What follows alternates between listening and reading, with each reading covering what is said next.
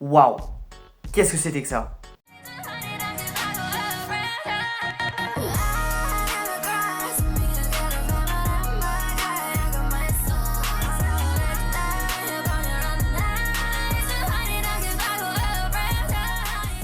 Eh bien bonsoir à tous, j'espère que vous allez bien, personnellement ça va super.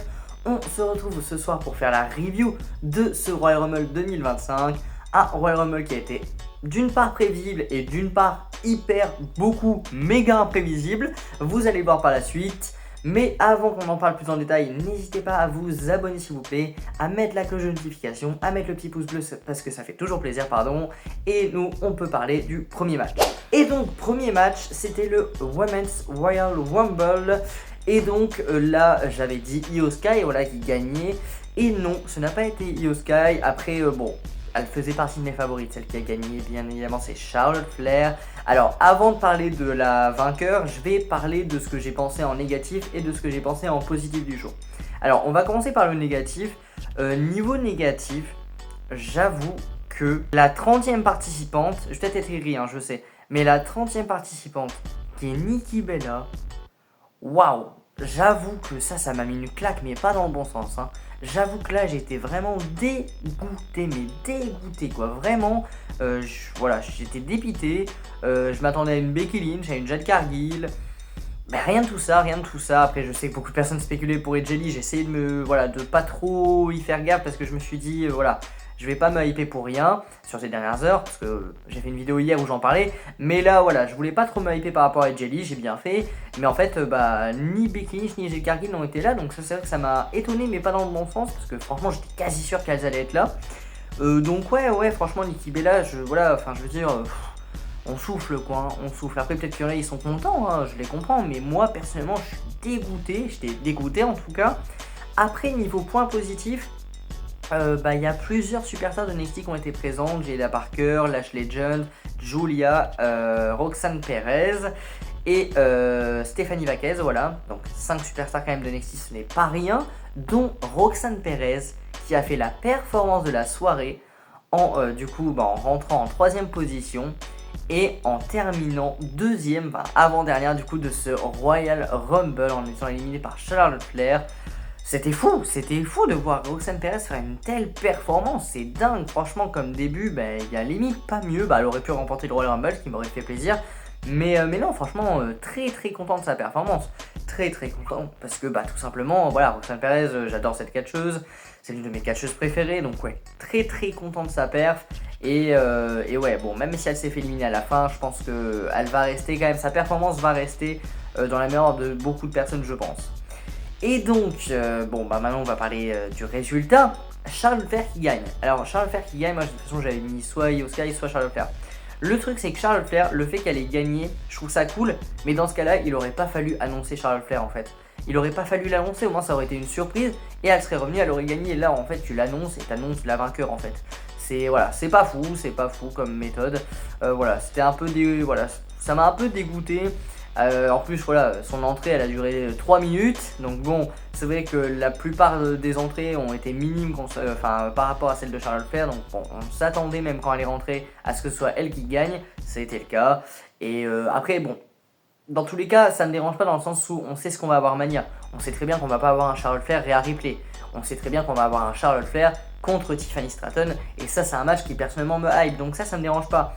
Mais la manière dont ça a été fait, j'avoue que je suis un peu déçu. Donc si je devais donner une note, ouais, je pense qu'on tournerait autour de 6 sur 10. C'est quand même pas mal quand même. Ensuite, on passe au deuxième match de la soirée. Le match 203 Falls Match. Donc le meilleur des 3 tombés. Entre les Motor City Machine Gun et les DIY qui sont champions. Et là, le match était excellent, clairement, je m'y attendais, clairement, c'était sûr, je m'y attendais. Mais là, vraiment, c'était incroyable, j'ai vraiment passé un super moment devant ce match. Et puis le fait que ça ait démarré directement, c'était génial. Je sais pas pourquoi il y a mes lunettes en avant-plan, je suis vraiment désolé pour ça. Après bon, soyez indulgents, il est quand même 4h du matin, donc bon. Et oui, du coup je disais le fait que le match ait débuté directement, mais voilà, d'un coup, et c'est allé très vite d'un coup, ça j'ai vraiment bien aimé parce que c'est le style de match que j'aime bien, que j'aime beaucoup. Et là voilà, les deux équipes là, sont très fortes dans ce domaine. Donc ouais, c'était un superbe match, un peu surpris du premier tombé, qui est arrivé, mais un peu de nulle part. Mais après sinon les autres ont été très bien. Et comme je l'avais pronostiqué, ça a été bien évidemment une victoire de DIY qui ont conservé, mais pas clean. Alors je m'attendais à des interventions de Pretty Deadly par exemple, de Los Garças, enfin bref, les équipes qui tournaient en ce moment autour des titres par équipe. Et non, il y a le retour des Street Profits qui ont profité au DIY du coup, qui ont heel turn en fait, qui ont re-heel turn, voilà, et qui ont du coup coûté la victoire au Motor City Machine Gun. Donc voilà, DIY qui conserve, et là on se dit bah ok, alliance entre les deux équipes, pourquoi pas. Non, clairement pas, non, eux ils sont juste là pour les titres. Ils ont attaqué avec du coup des Becky, ils ont attaqué du coup les DIY et ils les ont éclatés. Vraiment, j'avais mal pour le dos de Johnny Gargano et de Tommaso Ciampa, mais ouais, et puis après ils ont posé avec les titres. Donc j'ai vraiment trouvé ça pas mal, que ce soit le début, le milieu, la fin du match, enfin bref, c'était bien de A à Z, même après le match. Donc ouais, franchement, si je devais donner une note, là je partirais sur un 9 sur 10, un beau 9 sur 10. J'ai vraiment apprécié ce match. Et ouais, franchement, après bon, je m'y attendais, mais quand même agréablement surpris. Ensuite, on passe au leader match, l'avant-dernier match de la soirée, au leader match entre Kevin Owens et entre Cody Rhodes pour du coup la Eagle Belt et pour l'Undisputed Championship. Alors là, c'était encore une fois un match de fou furieux, mais là encore un autre niveau que le match d'avant. Là vraiment c'était incroyable. Ça a mis un tout petit peu de temps on va dire à démarrer, mais ça allait. Et après franchement waouh, les spots qu'on a eu, mais il y a des spots hyper violents quoi. Il y a de ces spots, et puis surtout le dernier, moi je pense vraiment au dernier là qui m'est resté en tête, j'ai du mal. Bon, comme je vous l'ai dit, il est quand même quasiment 5h du mat. Mais ouais, dans ce spot où Cody Rhodes fait une prise à Kevin Owens sur l'échelle, du coup à l'extérieur du ring, et vraiment l'échelle se brise en deux, et Kevin Owens se brise en deux également. Waouh, c'était violent, mais vraiment l'impact de Kevin Owens sur l'échelle, c'est très très violent à voir. Et puis il y a d'autres spots aussi, à un moment Kevin Owens qui tombe sur l'échelle, mais l'échelle qui est debout, vous m'avez compris, genre comme ça, voilà. Voilà, c'était très très violent. Franchement, Kevin Owens qui a subi pendant ce match, bon, Cody Rhodes aussi, hein, mais Kevin Owens qui a subi, en plus il a saigné à la fin du match. Waouh, c'était vraiment un match hyper brutal, hyper violent, et en même temps c'est ce qu'on attendait en fait de ce match. C'est vraiment ce qu'on attendait, parce que au vu de la rivalité, bah voilà, il fallait pas avoir un match de bisounours. Non, là clairement il fallait un match brutal, et c'est exactement ce qu'on a eu. C'est exactement ce que je voulais. Donc ouais, je suis très très content là, niveau de la note. Voilà, 9,5, ça c'est sûr.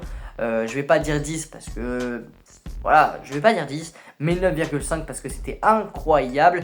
Et bien évidemment, Cody qui a conservé. Mais fait intéressant, Cody qui a conservé.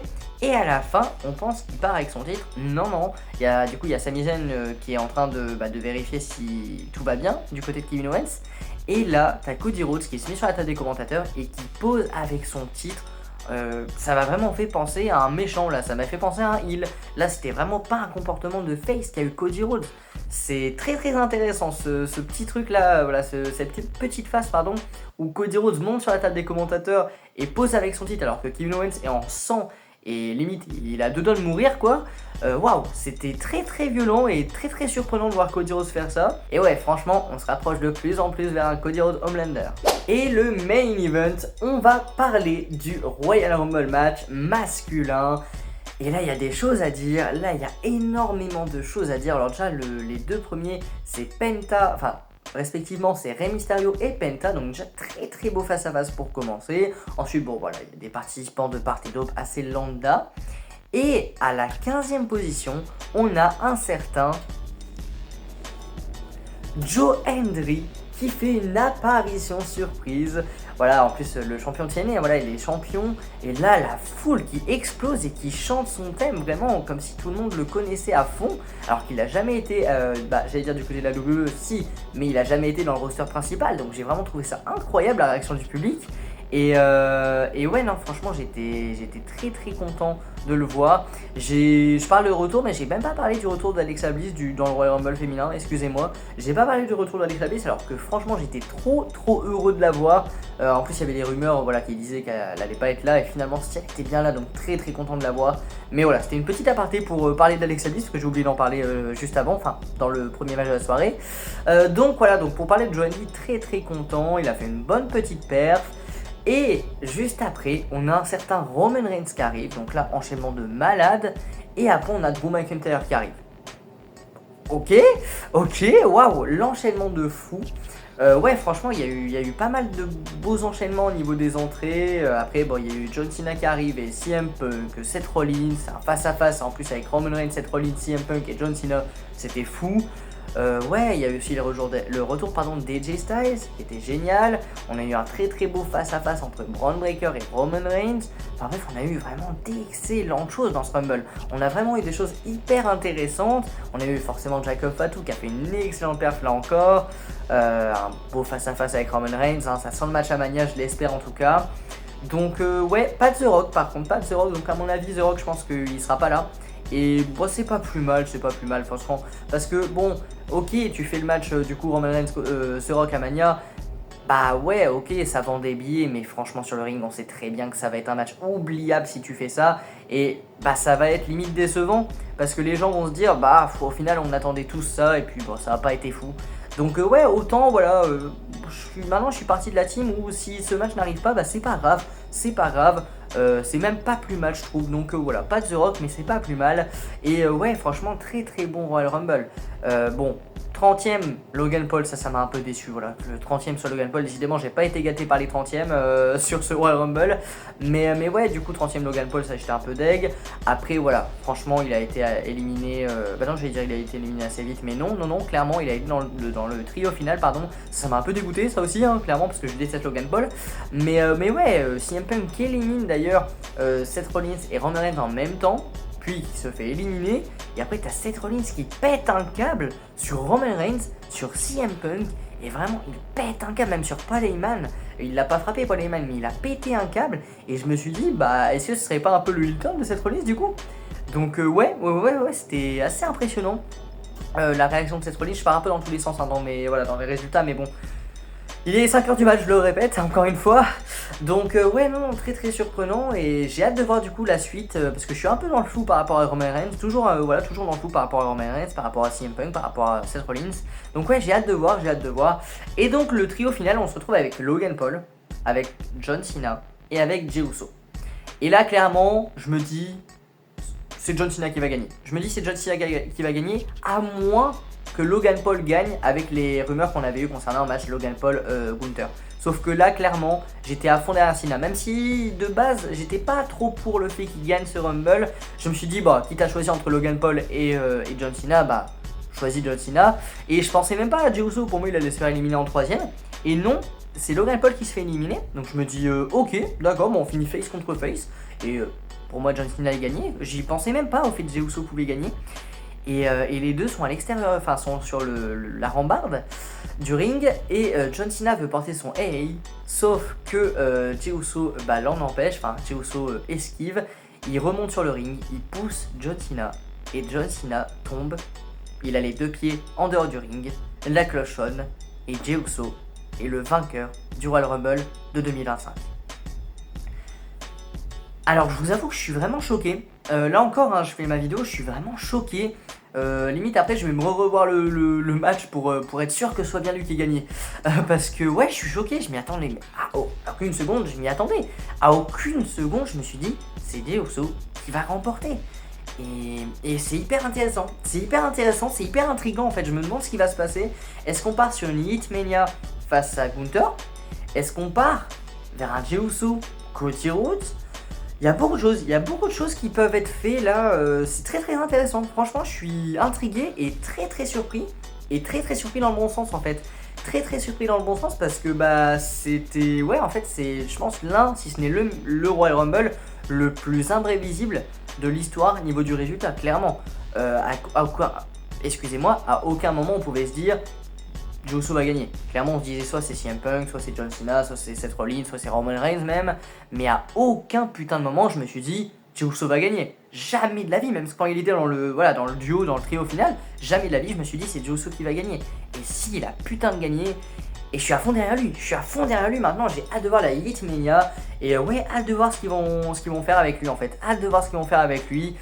Donc ouais, bon dans tous les cas on verra bien, mais bilan de ce Royal Rumble match masculin, très très bon, très très imprévisible, et je pense que si je devais donner une note, je mettrais 8,5.